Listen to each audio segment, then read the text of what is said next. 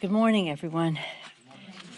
Shortly, I'll have to leave to go to the floor because today we're very sadly, as the House holds a moment of silence in honor of our colleague, Congresswoman Jackie Walorski of Indiana, and two members of her staff, sadly, Zachary Potts and Emma Thompson, who they all tragically died last week.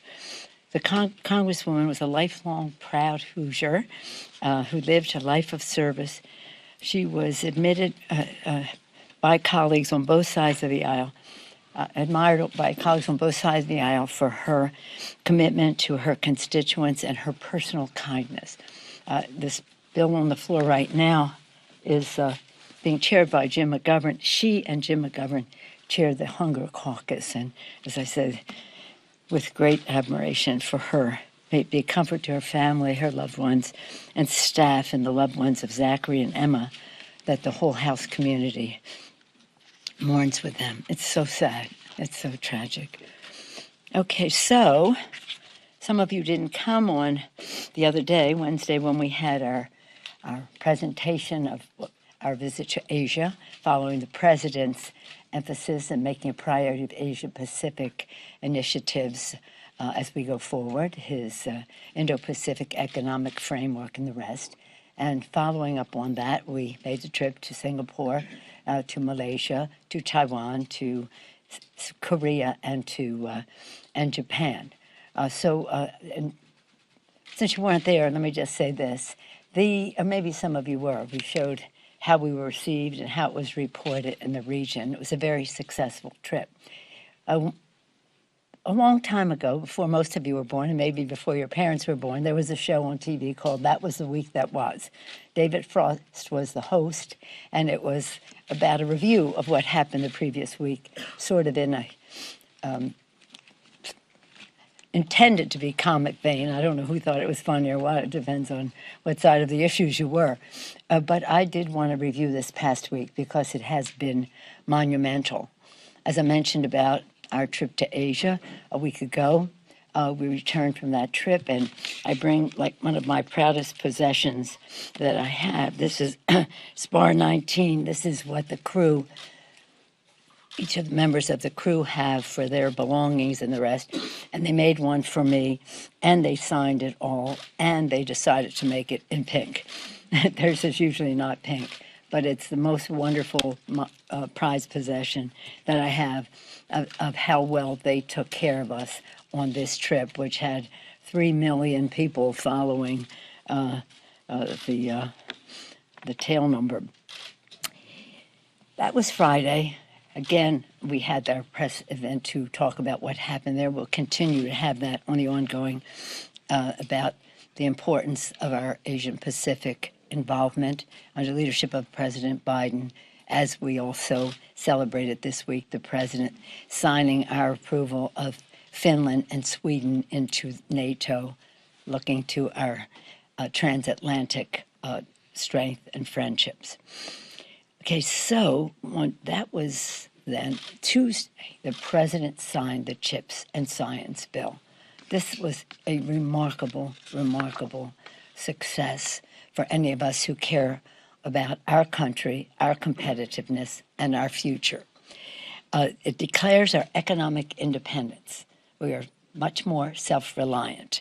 It declares it strengthens our national security. It enhances our family's financial future. It ensures America can outcompete any nation on earth, and it does so in a way that has fairness and is inclusive and diverse as we go forward. The new law, a once-in-a-generation law, creates 100,000 new Davis-Bacon, that would be prevailing wage jobs, and returns America to a world leader in the semiconductor and chips manufacturing business. It has many, House priorities. When you wear a mask a lot, of course, you kind of get sniffles, so we had to wear a mask a lot on our trip. Many House priorities, including to recruit a nation's best minds on an inclusive STEM workforce that will unleash innovation across the country, every place in our country, every community in our country. We thank our remarkable chairs for their vision and science-based work. We are proud of 100% Democratic vote and the bipartisan nature of the bill, and we, once again, commend our president. Then, that was Tuesday, then on Wednesday, this is the week that is and was, the president signed the PACT Act, taking historic action to care for those who put their lives on the line for America and now suffer from devastated diseases. This could apply to approximately 3.5 million Americans. The PACT Act will save lives. It secures access to vital health care for potentially, so they say, 3.5 million veterans exposed to deadly toxins from burn pits, and empowers those harmed at Camp Lejeune because of the water supply there to have their day in court. As I always say, the inside maneuvering goes so far, the outside mobilization makes everything better here. And we thank the heroic veterans and advocates who made this law their life's work, and we're pleased that care will be delivered as soon as possible. In case you don't know what burn pits are, some of these are as large as, not a football field, 3 football fields. They throw all kinds of CRAP into it, literally, and things that might go by that name into it, and it burns, and it has a terrible impact, causing cancer and the rest, and you don't even know about it until later. So this is it's a presumption of qualification for health care benefits if you were in that area and you are sick. It gets rid of all of that red tape to prove that it might be a connection. And today is really a glorious day for us. We send to the president's desk a monumental bill that will be truly for the people, the Inflation Reduction Act. I commend Leader Schumer. Did a masterful job in the Senate for his work to send the legislation to the president, to us, then to the president. Sadly, for all the good that it does, without one Republican vote. This legislation meant, and all major legislation championed by President Biden, from the American Rescue Package to infrastructure to the Chips and Science Act, is about loosening the stranglehold that special interests have had on the Congress, whether it's the fossil fuel industry, whether it's big pharma, and even just to go to gun safety with the gun industry, loosening that grip and giving much more leverage to the people rather than to the special interest. Again, the IRA, you have to be, some of the Irish are a little sensitive about whatever, but the Inflation Reduction Act, it's a kitchen table issue. If you are sitting at your kitchen table and wonder how you're going to pay the bills, your health care bills, your prescription drug bills, this bill's for you. It finally enables Medicare to negotiate for the price of prescription drugs. It prevents excessive price hikes. It caps out-of-pocket prescription drugs to $2,000, extends the Affordable Care Act subsidies for 3 years to lock in lower premiums that save 13 million people an average of $800 a year. And then it combats the climate crisis, cuts carbon pollution by 40%, creates 9 million good-paying jobs, and brings energy costs down from like $500 to $1,000. We have been trying for decades to prevail, to win legislation that enabled the Secretary to negotiate for lower prices. Big Pharma has had a stranglehold on the Congress, so we couldn't get it done until now. This is a good first step we always had bigger plans. We always do. But it's interesting that Big Pharma's leader has said the Democrats will pay for this. Really? For lowering costs for America's families for prescription drugs? Okay.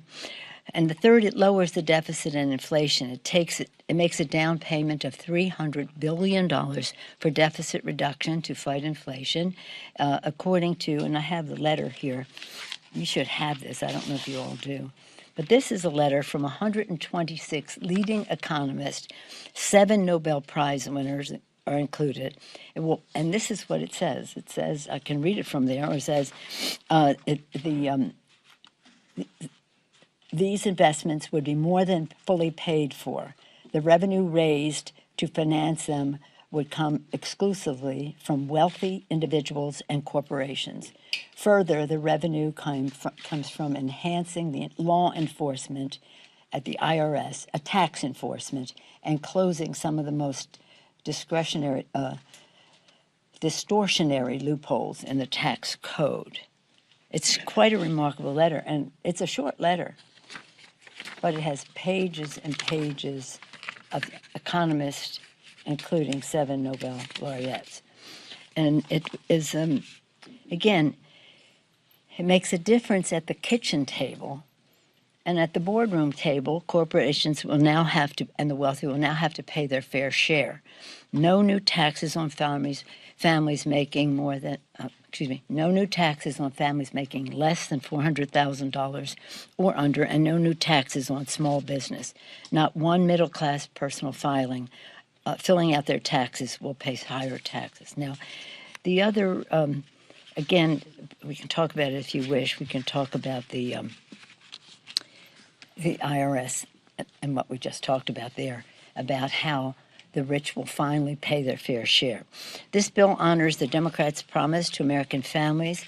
After we pass it and the president signs it into law, we will continue to fight for more of the family features of the bill that are not included in this legislation. This legislation is historic, it's transformative, and it is really a cause for celebration. We'll always put the people over politics, in stark contrast to the position of the Republicans, with their extreme MAGA Republicans, criminalizing women's health care, planning to end Social Security and Medicare. Don't take it from me. Look at their own statements on this, and attacking democracy. So with that, that is the week that is, and a little bit it will be the week that was. When we pass this legislation, it will be ready in a matter of minutes for me to enroll it, and it'll go directly to the president for signature. Yes? Thank you, Madam Speaker. I have a question about Inflation Reduction Act. And before I ask that, I wanted to get your opinion about another news about Iran. The Biden Justice Department charged that Iranian national who allegedly works for the IRGC is plotting to assassinate former White House employees and also the former Secretary of State.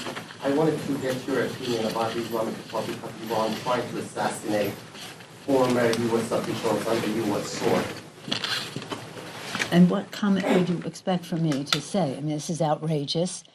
This is, as I understand it, and I don't know much about it, but that they're holding everybody accountable for Soleimani, and that's what it is about.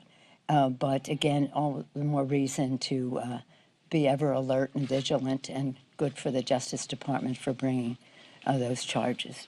Madam Speaker. Yes. Madam Speaker, with the Inflation Reduction Act, can people expect a bill to have an impact on something as pernicious as inflation quickly in a matter of months? Well, you have to get started, yes. I mean, the fact is that inflation has many causes, and we have some of them piling up at once. Some are good. That is to say, when you have high employment, low unemployment, and increased wages, even though not keeping up with inflation, you will have a level of inflation. I've said before here, my first hearing with the chairman of the Fed when I was a brand new member of Congress, nose to nose with him as the most minor person on the committee, and he said unemployment is dangerously low.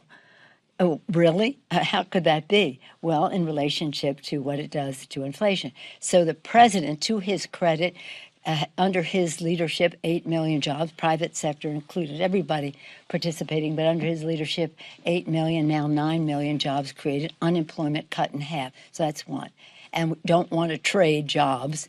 We're glad about those jobs and that unemployment rate. Secondly, we have a COVID, and we have the supply chain challenges that increase cost and therefore increase lower supply, increase cost, and therefore increase. We have a war in Ukraine that has increased Putin's price at the pump, and so you have a lot of things coming together at once.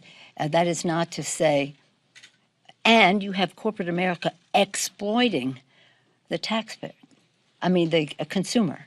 The consumer. We've talked about that, whether it's the food industry, the price at the pump, and whether it's shipping cost and the rest that increase inflation. So there are a lot of reasons that have taken that we're here, but rather than talk about that, we talk about what we want to do about it. And what we want to do about it is lower cost. As you see, inflation was zero for the past month, zero increase. Now you see the price of at the pump is coming down. We hope it will continue to do that. We must ensure that it does. We passed legislation to reduce the cost of food. So we are, when you say pernicious, I agree with you, but we have to act upon it. And this legislation, as the economist said and the Nobel laureate said, will help with fighting inflation. How concerned are you about the rhetoric from Republicans around what's going on with Trump and the Department of Justice right now? Some of them saying that it's gone too far for the FBI to have done this. And secondly, do you want to see Congress open more investigations into the material that Trump allegedly took? Well, I appreciate your question, but let me respond in this way. As you probably know, I have about 30 years of experience in intelligence, one of the only leaders in Congress, and as far as anybody can remember, bringing security and intelligence to the office. So I watch this very carefully. Rather than some of the aspects of your question, as worthy as they are, I think what is important now is to know the seriousness of what these documents were about, alleged to be about. We don't know. Well, hopefully we'll see more, but we don't want to see too much more because that might endanger our security. So when we talk about this, there are laws against the improper handling of this material. There are laws against that, and and we have to recognize that. This information, as it is coming across, and we'll know more later, is highly classified, well above top secret. It is again higher than top secret. It's top secret SCI. It is it's about our national security, as we are told, and we'll see how deeply it goes into that. So I think our concern is always to protect and defend. And protecting and defending means we do not frivolously treat the documents that relate to, perhaps, as they're saying, and we'll find out, again, all alleged at this point. I don't know any more than is in the public domain. Everybody's holding it very tightly, that if the nature of these documents is what appears to be, this is very serious, very serious. Yeah. Though, do you want other congressional committees to begin investigating? I'm not concerned, but right now it's in an arena that we will see what happens next. It isn't, I'm not making plans about congressional investigations. Let's see what the course they're on is now. Yes, Josh? Have you been briefed on any aspect of this, that it was missing, that they were going in? So you just know what's in the public domain? No, just know what's in the public domain. And what's in the public domain is, a president can declassify anything.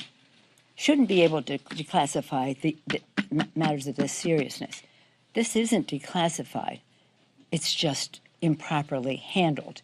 Now, what is it? We'll see. We'll see in the unsealing And that may not tell us everything still because of the serious nature of all of this. But since you're asking this question, let me be self-serving. A long time ago, like 20 years more, when we had our last intelligence bill, when President Clinton was president, there were some over on the other side of the building who wanted to put into the intelligence bill legislation that said if a reporter reported something on the basis of information that he or she received, that person would have to prove that it did not harm our national security. So if you got some information and you wrote it up, the burden would be on you to report that it did not harm national security. I said to the president, you can't sign this bill. We were not signing the conference report on it because it came from the Senate. We're not signing the conference report. You cannot sign this bill. And he, of course, agreed. He just didn't know that. I was a ranking member at the time. So what we did was we changed it to say, if you had this information and you wrote about it, the government would have to prove that you harmed national security, which was a big victory for freedom of the press in our country. And we got wonderful response from editorial boards and the rest of that. But so be careful about how you handle whatever it is, but you have to be appreciative of the fact that we reverse the burden of proof in that. Was that self-serving? Yeah, we appreciate it. Yes. Last question. Can we ask you about the attack in Ohio against the FBI, Madam Speaker? I'm curious if you have any This comment on how gentleman was concerned you are. recognized. I'm sorry. There was enough concern apparently for a search warrant to be granted Trump's residence. This is not by any stretch his first go-around, his first brush with the law. He's no longer in office, and I think he used to feel some sort of reticence about characterizing him. Me? In the middle of all of this. I have been resident. Who has been more than I? Okay. Was this president a crook? Excuse me? Was this president a crook? A crook? Why don't we take your question? I mean, feel free to respond to my colleague's question, but the attack against the FBI office, or parent attack against the FBI office in Ohio, how concerned are you about increased level of violence against law enforcement, against public officials? And are you concerned that some of the rhetoric from the former president could be to blame for some of those increased threats? Thank you for your question. We need more evidence than a presidential incitement of an insurrection on the Capitol to know about causing concern about the safety of members of Congress, of our Capitol, of our Constitution, and of our law enforcement. On Tuesday, we had a conference with the members, it was a Zoom caucus with our members where we had a presentation on enhanced security for members and their staff and families. And in an unemotional, serious way, recognizing that this inflaming of situations that have no basis in truth even, and are in disregard of the responsibilities of law enforcement.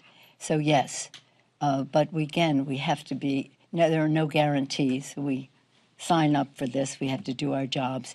I know very well how vicious they can be for a long time now, but certainly enhanced, if that's the word, exacerbated by the statements of the president. You would think there would be an adult in the Republican room that would say, just calm down, see what the facts are, and let's go for that, instead of instigating assaults on law enforcement. Thank you all very much. We have to go to the floor for the moment of silence now. Thank you. Thank you. What's that?